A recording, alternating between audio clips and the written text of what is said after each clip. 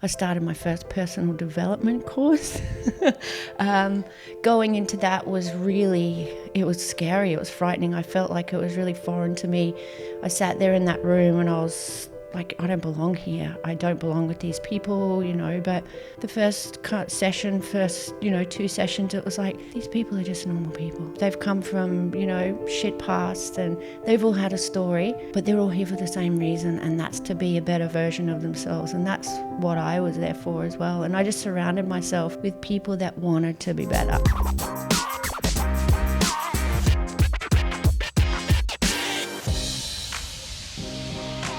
I'm Kitty Bloomfield, co-founder of New Strength and Saturée, creator of pro-metabolic food supplements and seriously saturated skincare. And today I'm joined by one of our wonderful coaches, Melissa Collins. Melissa, welcome back to the podcast, Dar. Oh, thanks, Dar.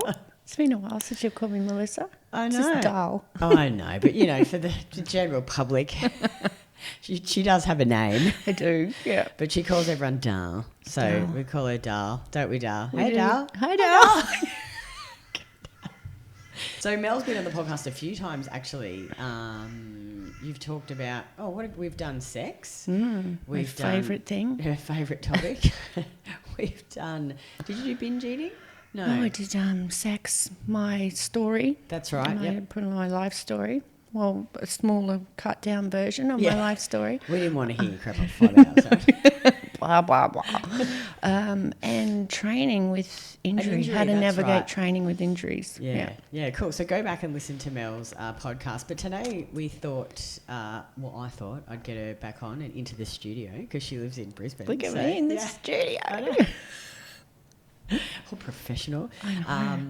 And talk about, or get you to talk about, because a lot of women join our coaching program and they, start to make these lifestyle changes, these behaviour changes, and some of them get a lot of pushback from their friends or their family, and they don't necessarily support these changes, which makes it really difficult for them. And I know that you actually get this a lot with your clients, so I just thought it'd be great for you to get on and share, your approach and how you help them move through that. And potentially maybe you could just start with, keep it short, would you? Because, this is a short podcast, right? Don't carry on. We don't want to hear a whole bloody love story. Everyone, it's okay. We can joke like this. Yes. Yeah, people who are watching, don't be like, oh my God, Kitty, what do you say to her? We've been friends for a long time. Maybe just give them a short version, because you've got a really different life than what you had before. Colourful. Stripping and taking drugs and prison, psychiatric hospitals. Yeah. Husband killed himself. The whole shebang. Oh, God. Yeah. But, without all of that stuff happening, I wouldn't be the person that I am today, and I wouldn't be able to help people, So the one thing that I found on my journey to change was my environment, and the support I had from others, and which at the time was none, actually. So when I decided to start my journey and change my life was when we were in Bali many years ago. I think it was... So, hang on, you're saying that the drug dealers didn't want to support your... No, they didn't. So surprised. Neither did my violent friends. Oh, how rude. I know. I know. Should let me go and talk to them. I know. Sorry. But it was when I met you and Craig and started, training at the gym, and we went on that trip to Bali, and over in Bali, that's when I knew that I needed, and I wanted to change. I wanted to be better. But the first thing that I had to do was look at my environment and look at the people around me. So at that time, I was working in a pub. Majority of my friends were drug addicts, alcoholics, not supportive people at all. I remember telling them ideas that I would have, and the first thing that most of them would say was, oh, you're not smart enough to do that, or you could never do that, or, don't be silly. It was never like, oh, wow, that's interesting. I bet you'd be good at that, or you might really like that. But I never really had that throughout my life, though, and that was a thing that was always... I just expected people to respond to anything that I wanted to do, or, any way that I wanted to improve myself, the response was always going to be, well, you can't do that. You know, you're not educated to do that. You're not smart enough to do that. And that was just the response that I just lived with, you know.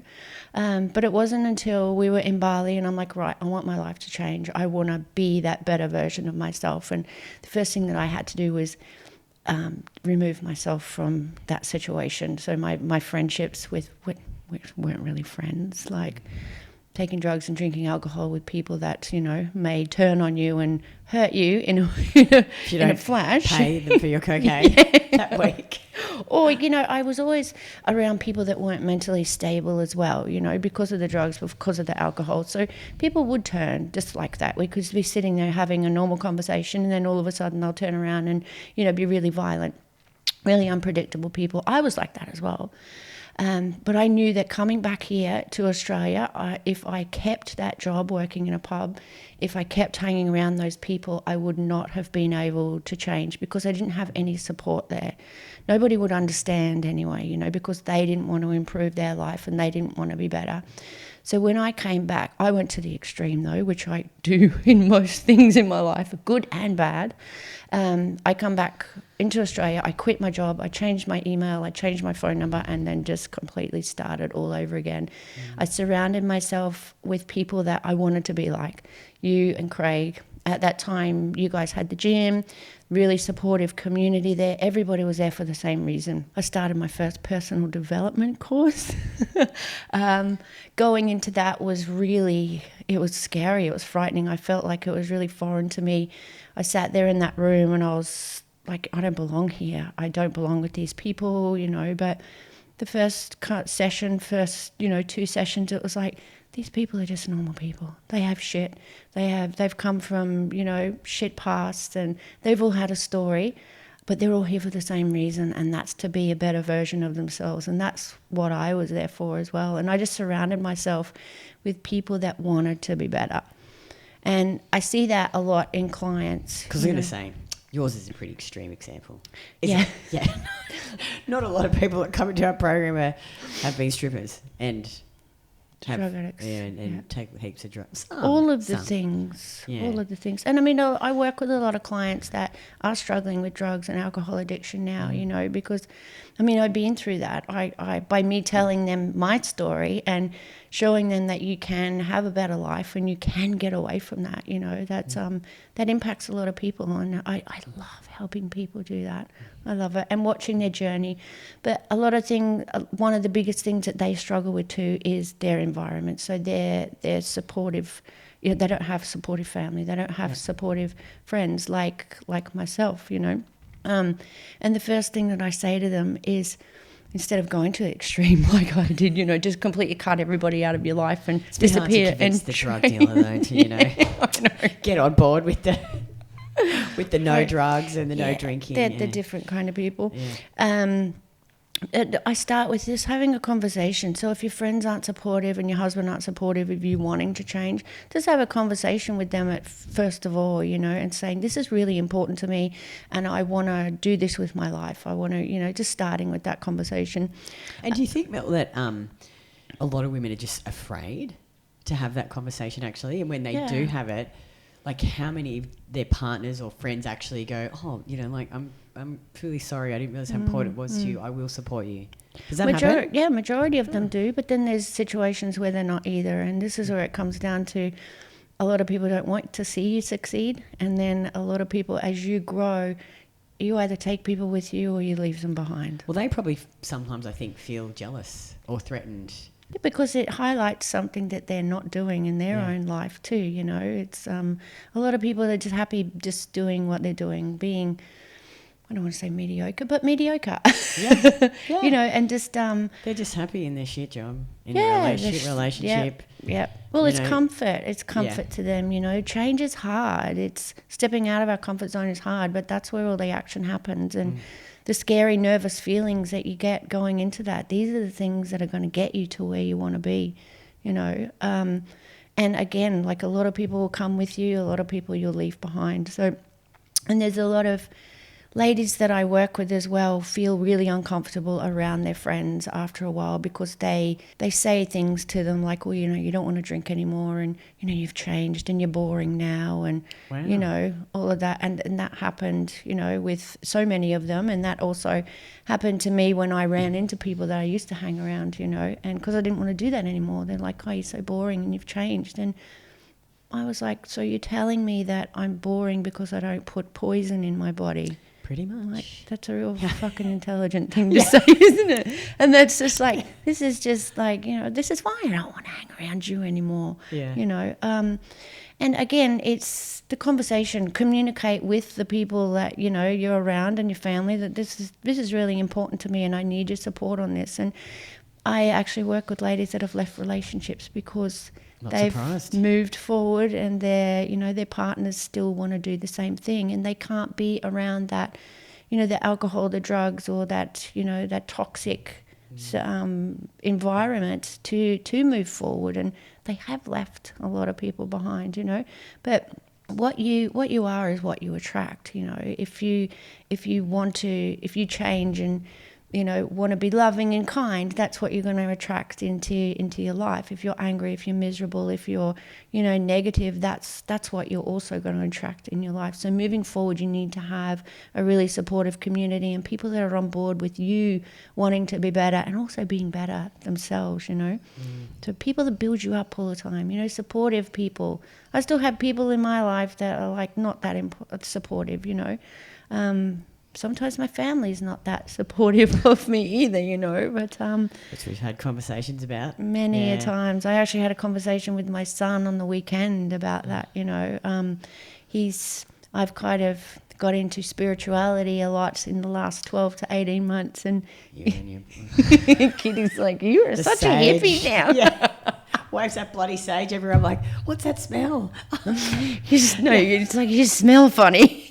When you came and looked after the dogs, it's like, fucking, what the hell? The house smells like sage. What have you been doing here?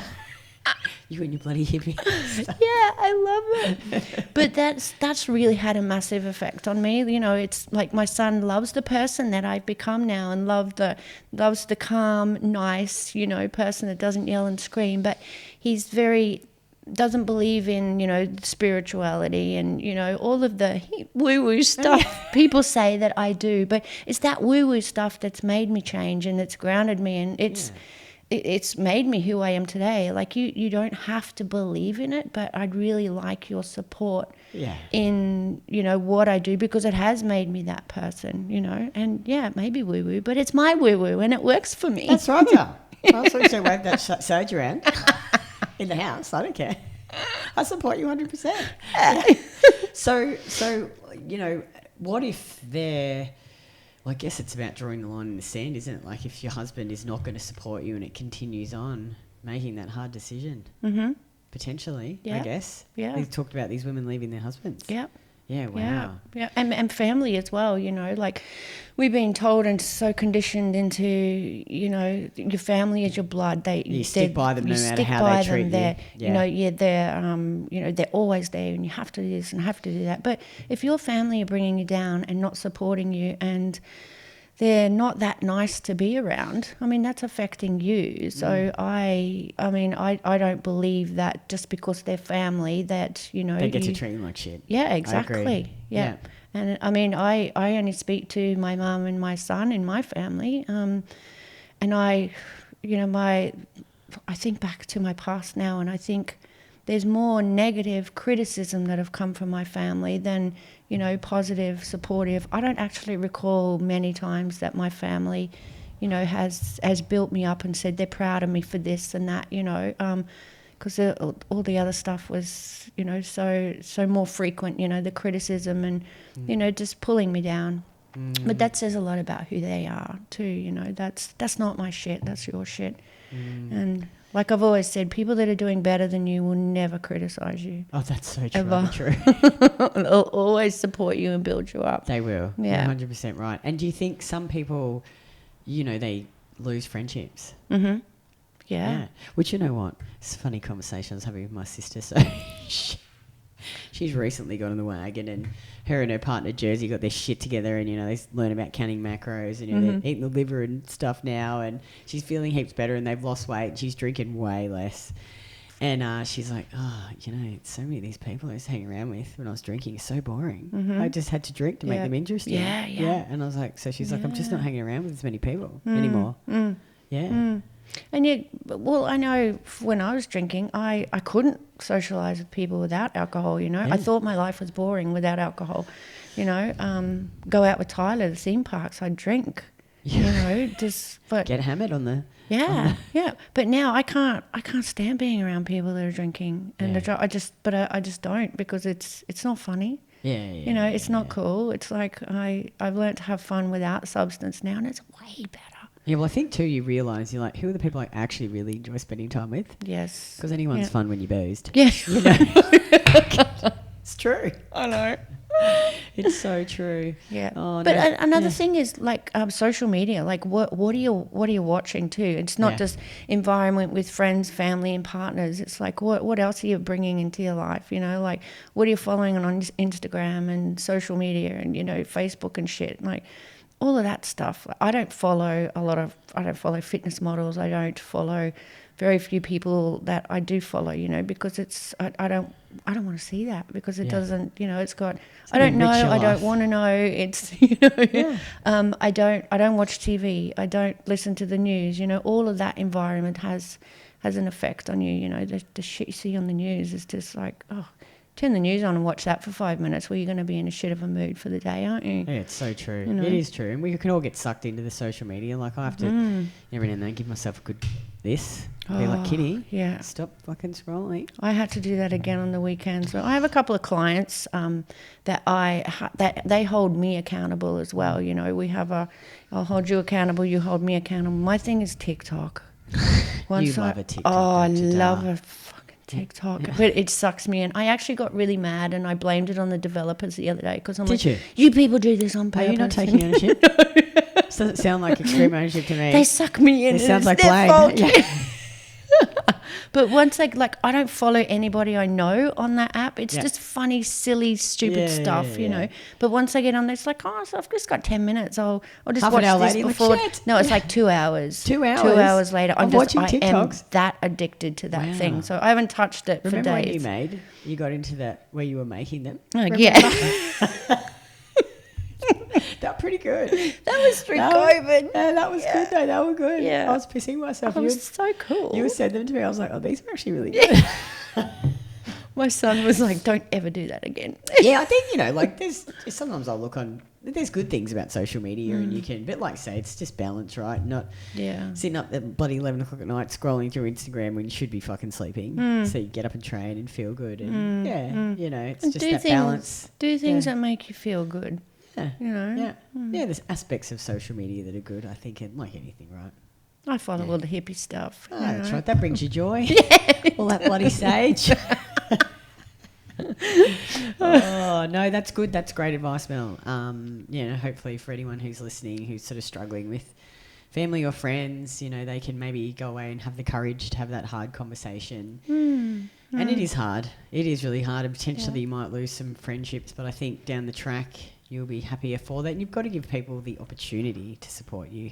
Yeah. Yeah. I think a lot of people will want to, I think. It's always having a hard conversation, I mean, once you have a hard conversation with a friend, a partner, the relationship changes completely, Majority of the time it will get better, but sometimes it will just not eventuate from there, and they will just drop off out of your life. And it was meant to be that way, because that's the way it happened, How many hard conversations have we had together, And unfortunately you haven't dropped out of my fucking life. No.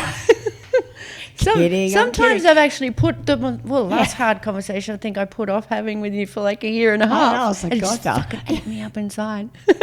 So I can take it.